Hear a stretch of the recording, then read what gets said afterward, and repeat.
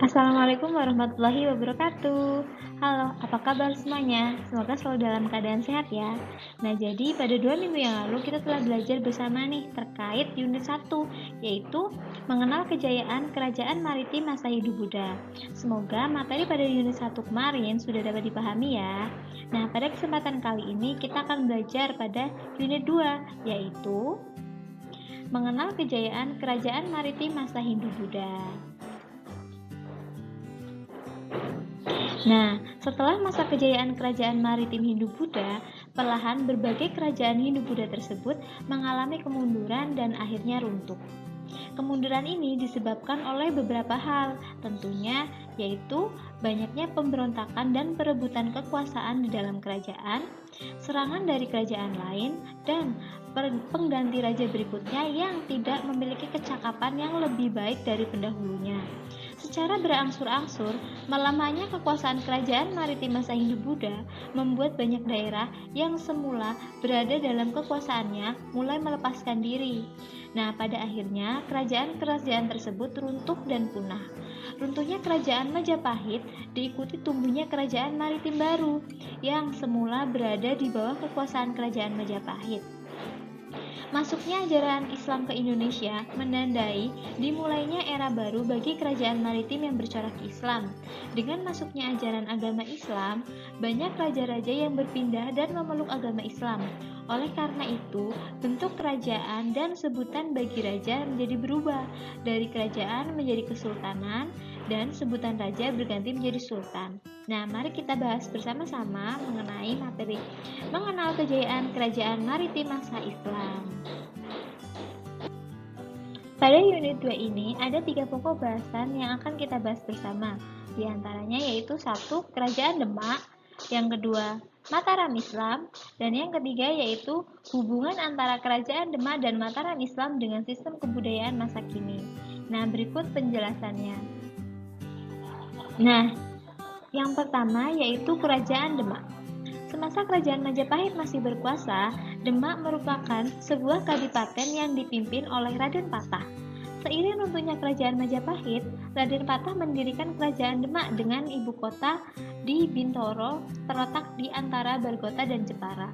Kemudian, Raden Patah masih memiliki garis keturunan dengan kerajaan Majapahit, yakni anak dari Raja Brawijaya V dengan Putri Campa yang beragama Islam. Demak merupakan kerajaan Islam pertama di Pulau Jawa. Nah, Raden Patah memerintah antara tahun 1500 hingga tahun 1518. Wilayah kekuasaan kerajaan Demak meliputi daerah-daerah pelabuhan utama seperti Jepara, Tuban, Sedayu, Jaratan, dan Gresik. Nah, pada masa kepemimpinan Raden Patah, bangsa Portugis tiba di Selat Malaka dan berhasil memonopoli perdagangan rempah-rempah. Tentu, kondisi ini mengganggu perdagangan kerajaan Demak yang berada di Selat Malaka. Selanjutnya, Raden Patah mengutus putranya yang bernama Pati Unus pada tahun 1507. Raden Patah digantikan oleh putranya yaitu Pati Unus. Nah, ia memperkuat pertahanan lautnya agar Portugis tidak menyerang. Kemudian, sejak tahun 1518, Demak mencapai puncak kejayaan dengan wilayah kekuasaan meliputi sepanjang pantai utara Pulau Jawa, Palembang, Jambi, Banjar, dan Maluku. Pati Unus wafat pada tahun 1521. Nah, karena belum memiliki keturunan, maka digantikan oleh adiknya yaitu Trenggana. Ia meneruskan usaha menangkal pengaruh Portugis di kerajaan Pajajaran. Nah, Sultan Trenggana mengutus Fathahillah untuk mencegah agar Portugis tidak menguasai Sunda Kelapa. Nah, berkat strateginya, Banten dapat ditaklukkan pada tahun 1527. Setelah menaklukkan Banten, Sunda Kelapa jatuh ke tangan Demak dan Portugis dapat diusir dari Sunda Kelapa. Setelah itu, Fathahillah mengubah nama Sunda Kelapa menjadi Jayakarta pada tahun 22 Juni 1527. Jayakarta sendiri pada perkembangannya menjadi Batavia dan saat ini lebih kita kenal dengan sebutan Jakarta atau Republik Indonesia. Aspek pemerintahan pada kerajaan Demak yang pertama yaitu aspek politik. Nah, kebijakan politik yang menonjol sebagai kerajaan maritim pada zaman kerajaan Demak adalah dengan memperkuat armada laut untuk menyeberangi Portugis yang sudah menguasai Malaka. Hal ini dilakukan karena Portugis mengancam kejayaan perdagangan Demak. Pada tahun 1513, di bawah kepemimpinan Pati Unus, Demak menggunakan kapal jenis jung menyerang Portugis di Malaka. Meskipun usaha penyerangan ini belum membawakan hasil kemenangan, namun membuktikan bahwa pada zaman dahulu kita sudah memiliki armada angkatan laut yang hebat. Atas keberanian tersebut, maka Pati Unus dijuluki sebagai Pangeran Seberang Lor. Seberang berarti menyeberang dan lor berarti utara, karena menyeberangi laut Jawa menuju Malaka untuk melawan Portugis. Pada tahun 1527, Sultan Trenggana sebagai penguasa Demak memerintahkan Fathahillah untuk memimpin penyerangan ke pelabuhan Sunda.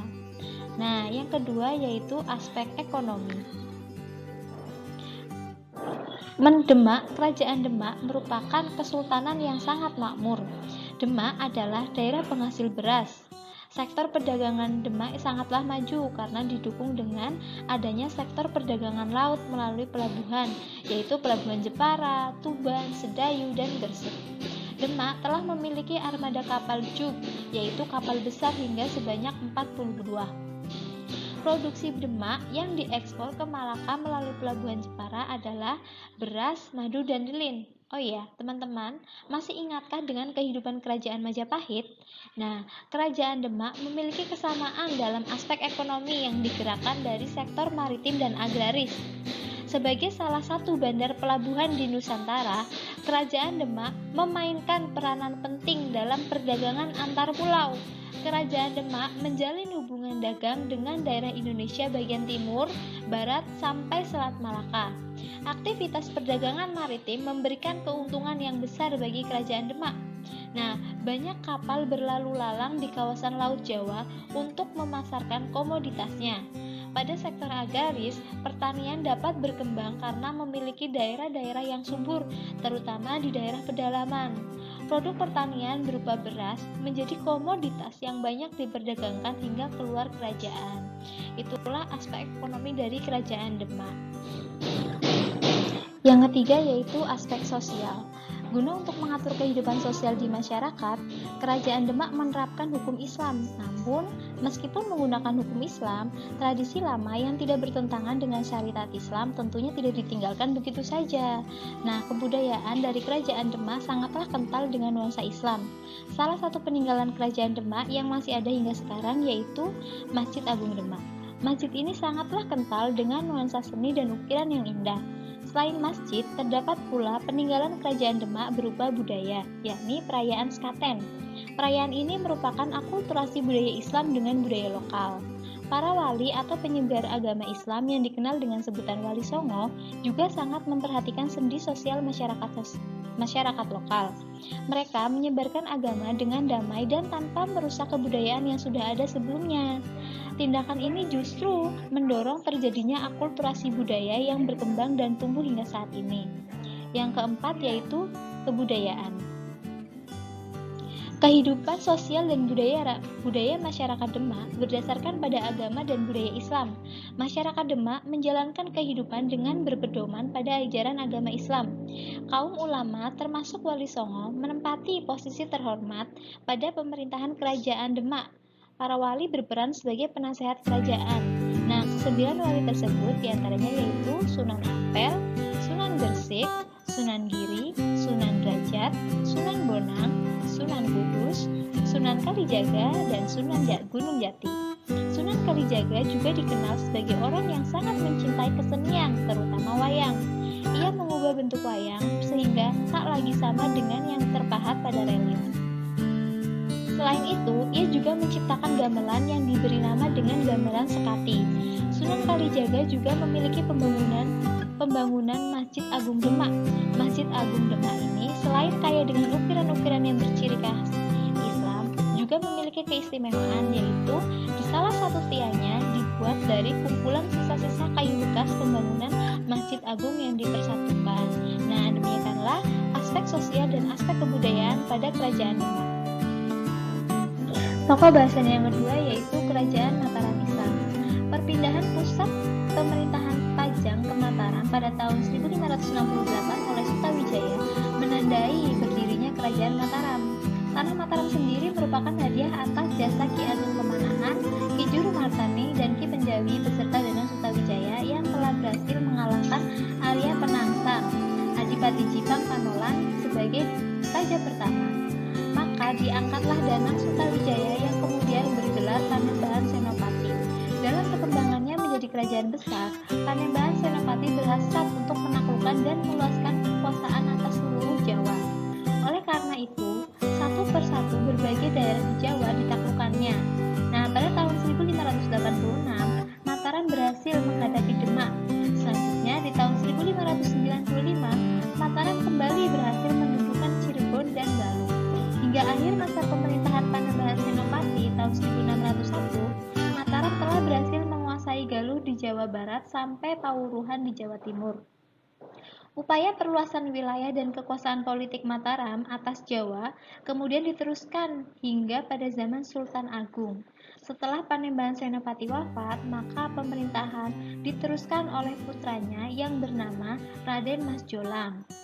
Setelah bertahta, kemudian ia mendapatkan gelar menjadi Sri Susuhnan Adi Prabu Hayang Karwati Senopati Ing Ngalaga Mataram. Raden Mas Jolang juga sering disebut sebagai Panembahan Sedo Ing Krapyak karena pada masa akhir hidupnya beliau meninggal di Krapyak. Kemudian pemerintahan Raden Mas Jolang menghadapi pemberontakan di Demak pada tahun 1601 hingga tahun 1604. Nah, setelah beliau wafat, Raden Mas Jolang digantikan oleh Adipati Martapura yang hanya menjabat selama 1 hari, yang kemudian digantikan oleh saudaranya yaitu Mas Rangsang. Setelah Mas Rangsang menjadi Raja Mataram, ia mendapatkan gelar Sultan Agung Senopati Ing Alaga Ngaburahman Khalifatullah atau lebih dikenal sebagai Sultan Agung. Nah, yang selanjutnya yaitu aspek-aspek kerajaan Mataram Islam. Yang pertama yaitu aspek politik. Nah, pada masa kekuasaan Sultan Agung terjadi sebuah pemberontakan para bupati yang tidak mau tunduk kepada Mataram seperti Bupati Pati, Lasem, Tuban, Surabaya, Madura, Blora, dan Bojonegoro. Mataram juga menghadapi ancaman dari kerajaan Banten dan VOC di Batavia. Nah, sejak tahun 1615, Sultan Agung menyerang para bupati daerah pesisir sehingga Semarang, Jepara, Demak, Lasem, Tuban, dan Madura dapat ditundukkan oleh Mataram. Namun, Surabaya belum dapat ditaklukkan oleh Mataram. Kemudian Mataram menyerang Surabaya dengan kekuatan prajurit 80.000. Setelah digempur habis-habisan, Surabaya dapat dikuasai pada tahun 1625. Nah, pada tahun 1628, Mataram gagal menyerang Batavia dikarenakan mengalami kekurangan perbekalan. Nah, pada tahun 1641, Malaka jatuh ke tangan Belanda. Belanda juga menguasai jalur perdagangan laut di Nusantara. Sepak terjang Belanda menyulitkan kerajaan Mataram sehingga mendorong Mataram melakukan perlawanan terhadap Belanda. Usaha tersebut berhenti saat Sultan Agung wafat pada tahun 1645. Dan kemudian digantikan oleh putranya yang bergelar dengan Amangkurat Agung pada tahun 1645 hingga tahun 1677. Amangkurat pernah memerintahkan pembantaian 1.000 ulama pada tahun 1651. Kebijakan Amangkurat menimbulkan perlawanan dari bangsa Mataram. Amangkurat kemudian wafat di Telagarum dalam usaha mencari perlindungan kepada Belanda pada tahun 1677. Setelah wafat, kemudian ia digantikan oleh putranya yaitu Amangkurat II. Pada tahun 1680, Mataram menyerahkan Bogor, Karawang, dan Priangan sebagai imbalan atas usaha Belanda mengalahkan Trunjoyo. Belanda berhasil memecah belah kerajaan Mataram menjadi kerajaan kecil. Pengaruh Belanda yang begitu kuat menjadikan Mataram akhirnya berhasil dipecah belah menjadi kerajaan kecil melalui perjanjian Kiati pada tanggal 13 Februari 1755. Perjanjian Kianti membagi Mataram menjadi 2 bagian, yakni wilayah Kasunanan Surakarta dan Kasultanan Ngayogyakarta. Selanjutnya, 2 tahun setelah perjanjian Giyanti, Mataram terpecah kembali menjadi 3 kerajaan dengan adanya perjanjian Salatiga pada tahun 1757 sebagai solusi atas perlawanan yang didedikasikan oleh Raden Mas Said, atau lebih dikenal dengan Pangeran Sumbernyawa, terhadap Sunan Pakubuwana III atas perjanjian Salatiga tersebut. Maka berdirilah Praja Mangkunegara dengan Raden Mas Said menjadi Mangkunegara I. Lalu berikutnya kerajaan perebutan kekuasaan pada tanggal 17 Maret 1813, Inggris yang pada waktu itu di bawah Raffles membagi Kesultanan Yogyakarta menjadi 2, yaitu Kesultanan Yogyakarta dan Puro Pakualaman, dengan raja pertama Bendara Pangeran Hayonotokusumo yang bergelar menjadi Kanjeng Gusti Pangeran Arya Adipati Pakualam. Nah, aspek yang kedua yaitu aspek ekonomi. Kegiatan perekonomian yang diterapkan Sultan Agung bercorakkan agraris maritim. Di bawah kekuasaannya, Mataram menjadi negara pengekspor beras. Sultan Agung mengembangkan perdagangan ekspor dan impor melalui pelabuhan pesisir utara Jawa seperti Jepara, Kendal, dan Tegal. Tanggung jawab setiap pelabuhan dipegang oleh para tumenggung. Dalam memanjakan sektor ekonomi rakyat, Sultan Agung merasa tersaingi oleh para pedagang di pesisir utara. Bandara-bandara dagang di pesisir utara Jawa yang mengembangkan diserang oleh Mataram. Yang selanjutnya, para pedagang diikat dalam satu kerjasama, sehingga dari kerjasama itu, kerajaan juga memperoleh keuntungan ekonomi. Nah, di bawah kepemimpinan Sultan Agung, kerajaan Mataram bertambah luas dengan dikuasainya berbagai daerah pesisir. Kondisi ini dimanfaatkan oleh Sultan Agung untuk mengembangkan perdagangan-perdagangan yang ditunjang dengan hasil pertanian yang melimpah, menyebabkan perekonomian kerajaan Mataram semakin maju. Persaingan di bidang perdagangan inilah awal mula munculnya konflik antara kerajaan Mataram dan VOC. Konflik berakhir dengan dikuasainya kerajaan Mataram oleh VOC. Nah, yang ketiga yaitu aspek sosial. Masyarakat di kerajaan Mataram merupakan masyarakat yang teratur. Raja selain sebagai pemimpin pemerintahan juga dianggap sebagai pemimpin agama guna memperkuat legitimasi kekuasaannya. Sultan Agung mengirim utusan ke Mekah pada tahun 1641 untuk mengesahkan kekuasaannya. Utusan tersebut kembali dari Mekah dengan membawa pengesahan gelar Sultan dan para ulama yang diangkat sebagai penasehat kerajaan Mataram. Gelar Sultan dari Mekah adalah Sultan Abdul Muhammad Maulana Mataram. Nah, aspek yang terakhir atau yang keempat yaitu aspek budaya. Pada masa pemerintahan Sultan Agung, kehidupan budaya Mataram berkembang sangat pesat, seperti bidang seni, sastra, bangunan, ukir, dan lukis. Sultan Agung dikenal sebagai seorang ahli politik, sastra, dan filsafat Jawa. Sastra agama, ia menyusun sebuah karya sastra berjudul Sastra Gending dan menyusun kitab undang-undang baru yang merupakan perpaduan dari hukum Islam dan hukum adat Jawa yang disebut Hukum Surya Alam. Sultan Agung juga menciptakan kalender Jawa yang menggunakan perhitungan tahun yang sama dengan tahun Hijriah, misalnya Muharram diganti dengan Syuro dan Ramadan diganti dengan Poso. Sultan Agung memperbarui perhitungan kalender Jawa dengan menyelarasakan perhitungan tahun Hijriah dengan tahun Saka Jawa. Pada masa pemerintahan Sultan Agung juga tumbuh kebudayaan kejawen, yakni akulturasi antara kebudayaan Jawa asli, Hindu-Buddha, dan Islam. Akulturasi kebudayaan seperti grebek, syawal, gerbek maulud, dan sekaten saat ini masih berkembang dalam masyarakat Jawa. Nah, pokok bahasan yang ketiga yaitu mengenai hubungan antara Kerajaan Demak dan Mataram Islam dalam sistem pemerintahan sosial, ekonomi, dan kebudayaan di masa sekarang. Berikut penjelasannya. Yang pertama yaitu aspek politik. Dalam upaya mempertahankan dan memperkuat kedaulatan wilayah, baik pada zaman Kerajaan Mataram Islam maupun Kerajaan Demak, maka upaya yang ditempuh dengan memperkuat armada lautnya. Kerajaan Demak mampu membuat kapal cuk, yakni kapal dengan ukuran besar yang mampu membawa keperluan perang dalam jumlah yang banyak. Armada laut yang berfungsi selain untuk mempertahankan kedaulatan negara, juga menjamin perdagangan laut dari ancaman para perompak laut, sehingga roda ekonomi tetap berjalan dengan lancar. Hal ini juga disadari oleh pemerintah Indonesia, sehingga untuk memperkuat armada laut, pemerintah berupaya untuk mampu membuat armada laut sendiri. Nah, seiring dengan melemahnya kekuatan armada laut, kerajaan-kerajaan maritim Islam mengalami kemunduran. Hal ini terjadi karena armada laut tidak dapat bersaing dengan bangsa Barat, di mana mereka telah menggunakan kapal yang mampu menampung barang bawaan yang cukup banyak dan dari teknologi yang sudah cukup canggih. Sementara di kalangan Islam masih menggunakan kapal yang berukuran kecil dengan daya tampung terbatas. Selain itu, teknologi yang digunakan masih sederhana dan tertinggal dibandingkan dengan bangsa Barat. Sekarang ini bangsa Indonesia telah mampu memproduksi armada laut, baik kapal angkatan laut maupun kapal dagang.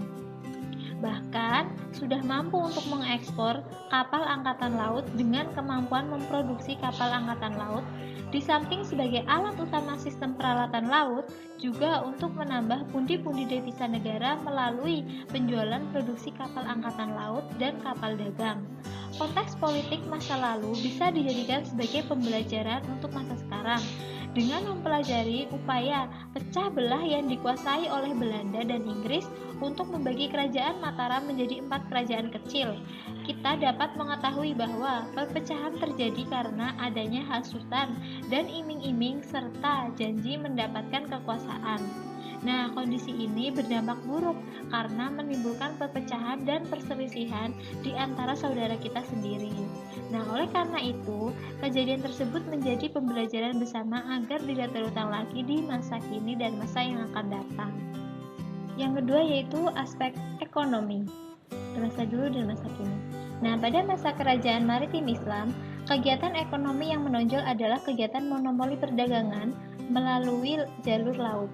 Kerajaan memilih pelabuhan yang strategis sebagai pusat perdagangan yang ada di wilayah kekuasaannya. Nah, di era sekarang, negara kita juga memandang laut tidak lagi sebagai pemisah antar kepulauan, tetapi merupakan penghubung antar kepulauan yang ada dalam Negara Kesatuan Republik Indonesia atau NKRI. Nah, sejak tahun 2016, Indonesia telah memasuki perdagangan bebas di kawasan ASEAN.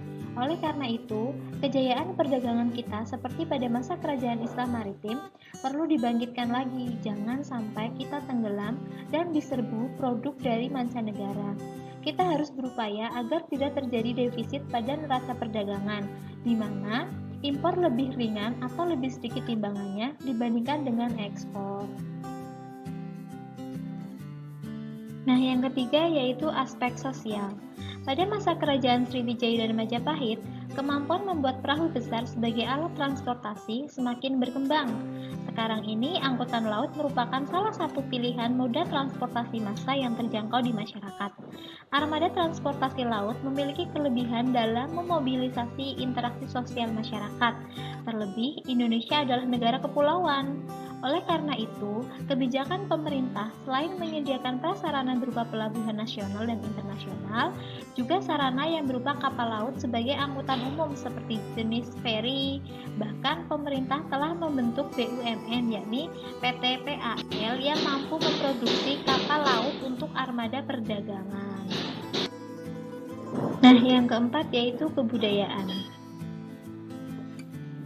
Budaya Islam memanglah sangat kuat pengaruhnya di segala bidang, termasuk di bidang pendidikan. Salah satu buktinya adalah berdirinya sekolah berbasis agama atau yang biasa disebut dengan pesantren. Lembaga pendidikan yang satu ini memang sudah ada sejak Islam mulai berkembang di Indonesia. Di Indonesia terdapat cukup banyak pesantren yang menjadi rujukan para pelajar yang ingin menimba ilmu umum dan ilmu agama. Pesantren telah tumbuh menjadi media pendidikan yang penting di Indonesia. Misalnya, pesantren modern Gontor dan Tebu Ireng adalah pesantren yang mampu memadukan pendidikan agama dan pendidikan modern dengan baik. Pesantren diakui keberadaannya oleh pemerintah atas partisipasinya turut mencerdaskan bangsa. Pemerintah telah menetapkan tanggal 22 Oktober sebagai Hari Santri Nasional. Di masa mendatang, penanaman karakter bangsa cinta akan bahari dapat dikembangkan lewat pondok pesantren. Dalam penanaman karakter saat ini telah dikembangkan melalui kegiatan kepramukaan yang dibawahi oleh Saka Bahari. Cukup banyak perayaan keagamaan peninggalan kerajaan Islam yang turun-temurun dilestarikan hingga saat ini. Di antaranya yaitu Grebek Besar, Grebek Syawal, dan Grebek Maulud atau Sekaten. Beberapa peninggalan dan warisan tradisi tersebut hingga kini masih lestari dan berkembang dengan baik sebagai jendela budaya dan upaya pelestarian luhur budaya bangsa. Nah, demikianlah materi pada unit 2 terkait kejayaan kerajaan maritim masa Islam. Semoga materi yang sudah saya sampaikan dapat dipahami. Nah, sekian dari saya. Apabila banyak kesalahan dan kekeliruan, saya mohon maaf. Terima kasih. Wassalamualaikum warahmatullahi wabarakatuh.